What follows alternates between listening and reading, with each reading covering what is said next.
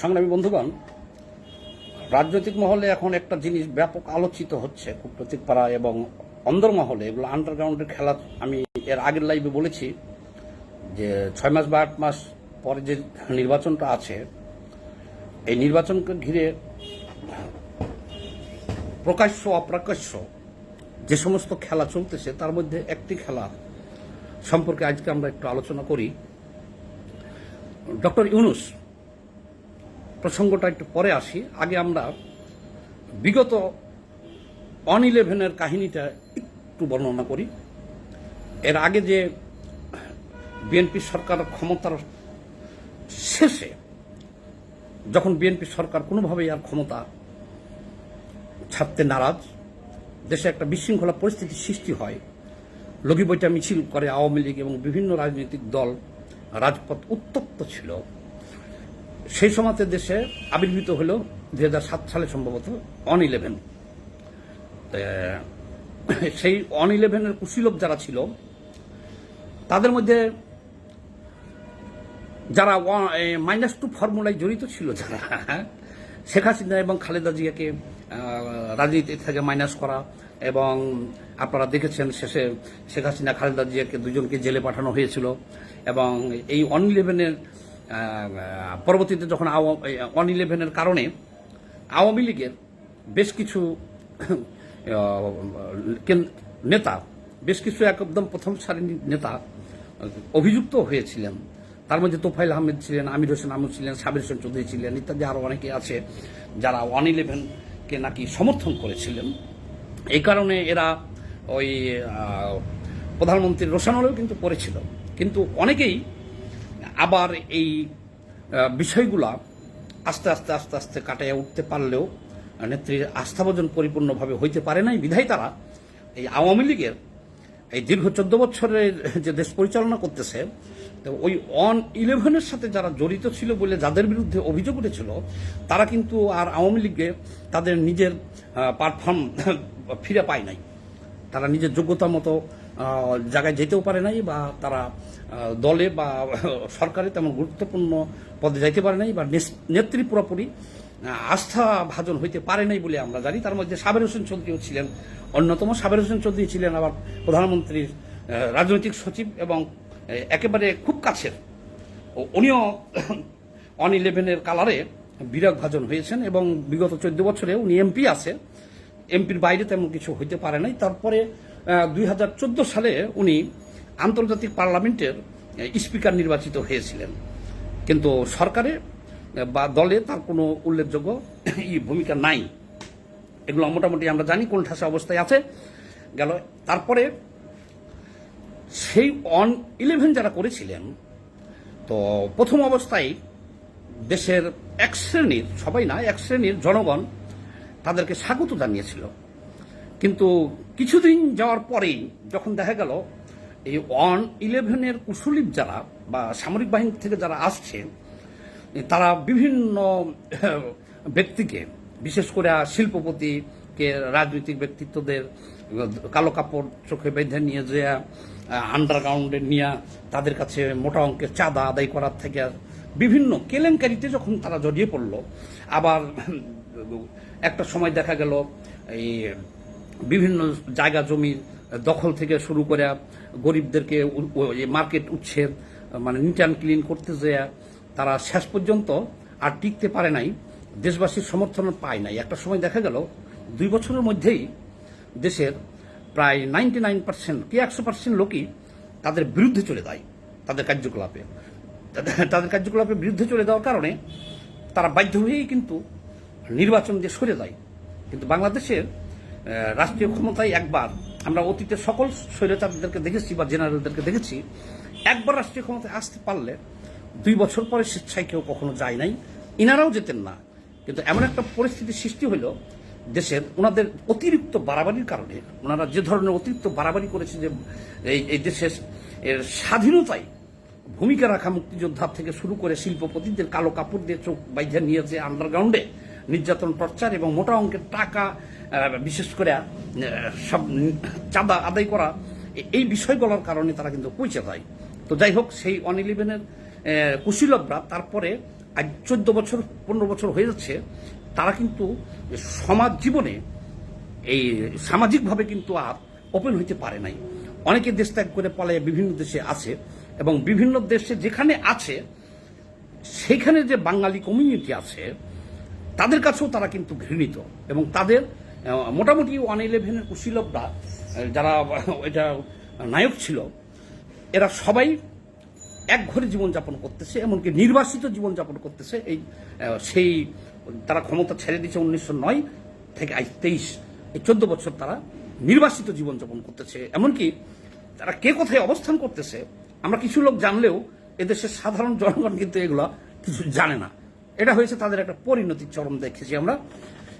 ইদানিং আবার দেখতেছি আমরা যে জিনিসগুলা আবার ইদানিং আমরা দেখতেছি সেগুলো হলো ডক্টর ইউনূস। এই ডক্টর ইউনূস সেই 111-এর কুশীলব ছিলেন একজন। উনি যে 2 বছর 111-এ সামরিক শাসনে দেশে ছিল, উনি সিনে না আসলেও আন্ডারগ্রাউন্ডে থেকে এটাকে সে মোটামুটি নিয়ন্ত্রণ করেছিল। তাদের সাথে একটা বড় ধরনের সুসম্পর্ক রেখে এটাকে তারা নিয়ন্ত্রণ করেছিল উনি, এবং তাদের ইঙ্গিতে উনি একটা রাজনৈতিক দলও গঠন করতে ফেলছিল। 2 নেত্রীকে মাইনাস করে দেয়া ওনার সেই দলকে ক্ষমতায় আইনা পক্ষান্তরে ওই সেনাবাহিনীর লোকরা, যেমন এই জাতীয় পার্টি যেমন গঠন হয়েছিল সেনাবাহিনীর আমলেই, জিয়াউর রহমানের যেমন বিএনপি গঠন হয়েছিল, তদ্রূপ একটা পলিসি অ্যাপ্লাই করেছিলেন, যেটাকে ডক্টর ইউনূসকে সামনে দিয়ে একটা রাজনৈতিক দল গঠন করা। কিন্তু কেন জানি এদেশের জনগণও সাড়া দেয় নাই, এবং আন্তর্জাতিকভাবেও এটা আর কুলায় উঠতে পারে নাই। তখন তারা রণে ভঙ্গ দিয়া তারা কিছু পিছু হটতে বাধ্য হয়েছিল। এই তারপর থেকেই এই 14 বছর ডক্টর ইউনূস এক প্রকার কোণঠাসা পর্যায়ে আছে। কারণ সবাই রাজনৈতিক মহল এবং সবাই বিশ্বাস করে এটা, এবং জানেও যে 2 নেত্রীকে জেলে নেওয়ার অন্যতম কুশীলব ছিলেন এই ডক্টর ইউনূস। এটা দেশ বিদেশে সবাই জানেন আপনারা। তো এই 14 বছর মোটামুটি উনি এই একটা কাজ করেছেন ন্যাক্কারজনকভাবে। সে কাজটা হলো কি, যে দেখেন, বিশ্বে এমন কোনো নোবেল জয়ী নাই যে ব্যক্তি প্রায় 150-র অধিক আন্তর্জাতিক পুরস্কার কিনেছে। 150 বেশি। ডক্টর ইউনূসের ঝুলিতে 150টার অধিক আন্তর্জাতিক পুরস্কার উনি অর্জন করেছেন এই পর্যন্ত, মানে কিনে নিয়েছেন আর কি, কিনে নিয়েছেন। এটা একটা নজির বহন ঘটনা, এটা গিনিস বুকেও চান্স পাবে। এই নোবেল পুরস্কার সৃষ্টির পর থেকে এ পর্যন্ত কোনো নোবেল জয়ী 150টা পুরস্কার পায় না, বা পাওয়ার প্রশ্নই আসে না। কোনো নোবেল জয়ীকে যদি কেউ এরকম পুরস্কার দিতে চায়, তারা বিনয়ের সাথে এটা ফিরে দেয়। কারণ যে নোবেল পুরস্কারটাই হচ্ছে সর্বোচ্চ পুরস্কার বর্তমান বিশ্বে, সেটা পাওয়ার পরে আর ওই ছোটোখাটো এইসব পুরস্কার আর কেউ নিতে চায় না। কিন্তু ডক্টর ইউনূস তার বিশেষ একটা মিশন বাস্তবায়ন করার জন্যই সম্ভবত বিভিন্ন দেশের সাথে, রাষ্ট্রপ্রধানদের সাথে সম্পর্ক উন্নয়নের জন্য উনি হেন কোনো কাজ নাই যেটা করেন নাই। যেমন যে কাজগুলো এখন দেখেন, উনি এই 9 বছর, এই বিগত 14 বছরে উনি বিশ্বের, বিশেষ করে পশ্চিমা বিশ্বে, ইউরোপ ইউনিয়ন থেকে, সৌদি থেকে শুরু করে উনি যেভাবে ঘুরে বেড়াইতেছে আর পদক কিনতেছে, সে দেখেছেন আপনারা কয়েকদিন আগেও যে বার্সেলোনার মেসির সাথেও সেখানে উনি মেসির জার্সিতে ওনার নিজের নাম লেখাইছে টাকা দিয়ে, ডলার দিয়ে। ভারতের প্রধানমন্ত্রী থেকে শুরু করে, আমেরিকার প্রেসিডেন্ট থেকে শুরু করে, ব্রিটিশ প্রধানমন্ত্রী, কানাডার প্রধানমন্ত্রী থেকে শুরু করে বিশ্ব নেতাদের সাথে তার যেভাবে যোগাযোগ। এবং কয়েকদিন আগে আপনারা দেখেছেন যে বিশ্বের 50 জন বিশ্বের 50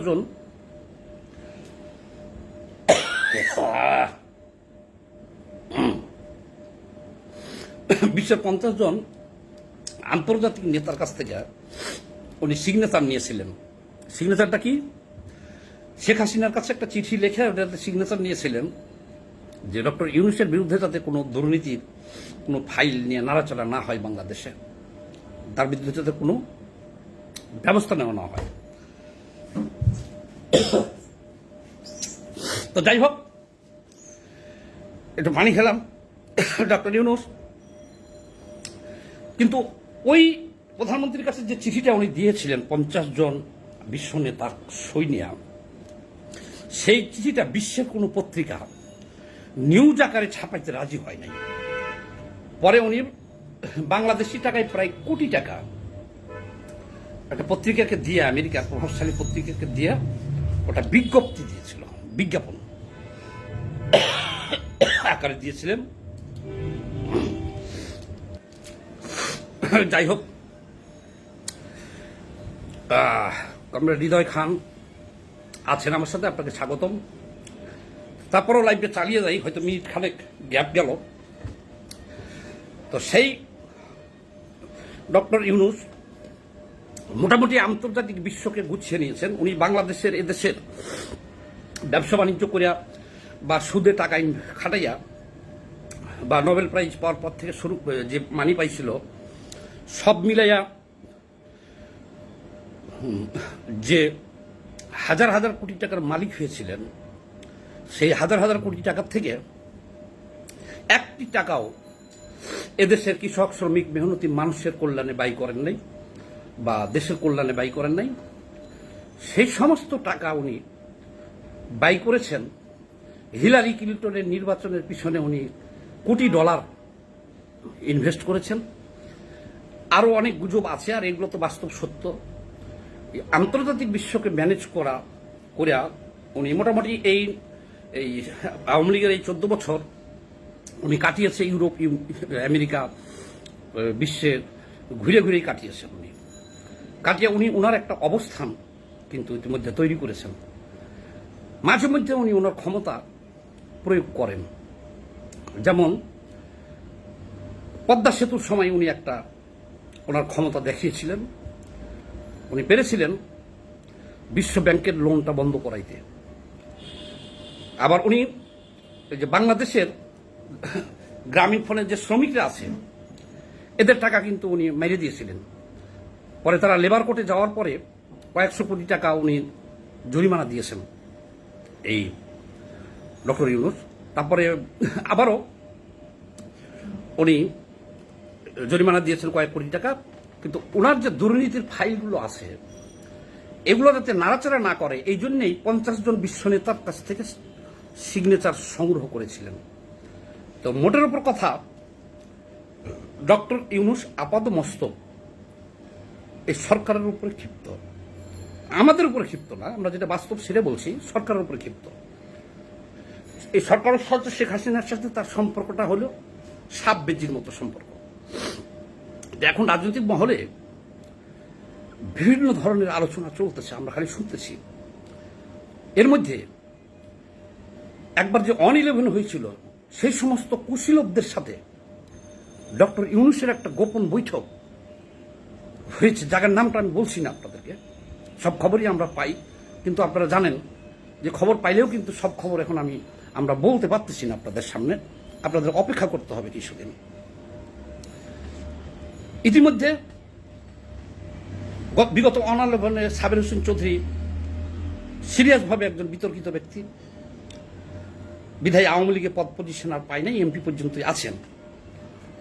ওনার লাল পাসপোর্টটা ইতিমধ্যে উনি জমা দিয়ে দিয়েছেন। নির্বাচন যদি এখনো 6 মাস বাকি আছে, 8 মাস বাকি আছে। লাল পাসপোর্ট বলতে আপনারা যেটা বোঝেন, এমপিরা একটা লাল পাসপোর্ট পায়, যে ওনারা যে কোনো বিশ্বের যে কোনো দেশে যাইতে লাগলে 24 ঘন্টার মধ্যে ভিসা পায়, ওই কূটনৈতিক পাসপোর্ট বা লাল পাসপোর্টের মাধ্যমে।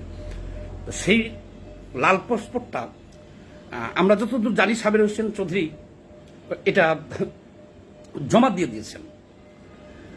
এখন উনি কি স্বেচ্ছায় এটা জমা দিয়ে দিলেন, ওনার লাল পাসপোর্টটা যে বাতিল হলো, নাকি সরকারের ইচ্ছাই হয়েছে, এই জিনিসটা এখন নিশ্চিত করে বলা যাচ্ছে না। তবে এটা নিশ্চিত যে ওনার লাল পাসপোর্ট বাতিল হয়ে গেছে সাবের হোসেন চৌধুরীর। আরেকটা বিষয় আপনাদের নিশ্চিত করতেছি, যে আবার 11 আনার জন্য ওই সাবেক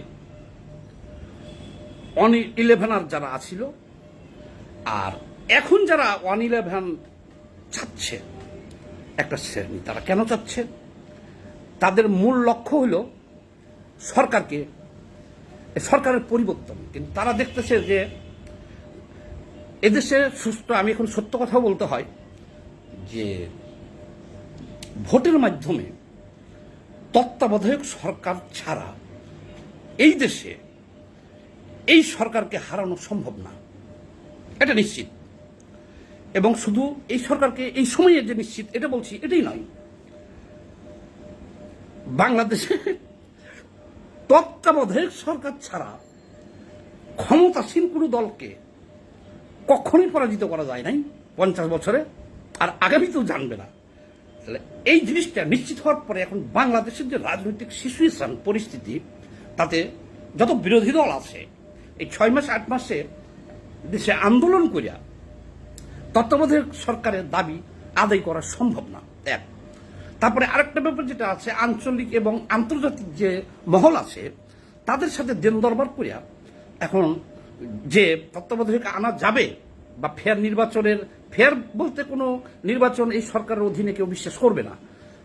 তো তত্ত্বাবধায়কের মতো কোনো নির্বাচনী ব্যবস্থা কি আন্তর্জাতিক মহলদের সাথে বা আলাপ আলোচনা করিয়া কোনোভাবে আনা সম্ভব? রাজনৈতিক পর্যবেক্ষক মহল মনে করতেছে এটা আনা খুবই একটা কঠিন। তাহলে এখন ডক্টর ইউনূস এবং সাবেক 2007 সালের 111 গণ এবং বর্তমানে হতাশাগ্রস্ত রাজনীতিবিদগণ, এদের একটা প্ল্যাটফর্ম হয়েছে। সেই প্ল্যাটফর্মের একটি গোপন বৈঠক অনুষ্ঠিত হয়েছে এবং সে বৈঠকটা লিক আউট হয়ে যায় গোয়েন্দাদের মাধ্যমে। হওয়ার পর থেকেই যে আবার কি দেশে 111 আসতেছে এটা নিয়ে গুঞ্জন চলতেছে। আমার সাথে এখন যোগ দিয়েছেন বাংলাদেশের কমিউনিস্ট পার্টি মার্ক্সবাদী কেন্দ্রীয় কমিটি প্রচার সম্পাদক কমরেড তারেক ইসলাম বিডি। আপনাকে লাল সালাম। তো যাই হোক, এখন এই লাইভ আর দীর্ঘায়িত করব না।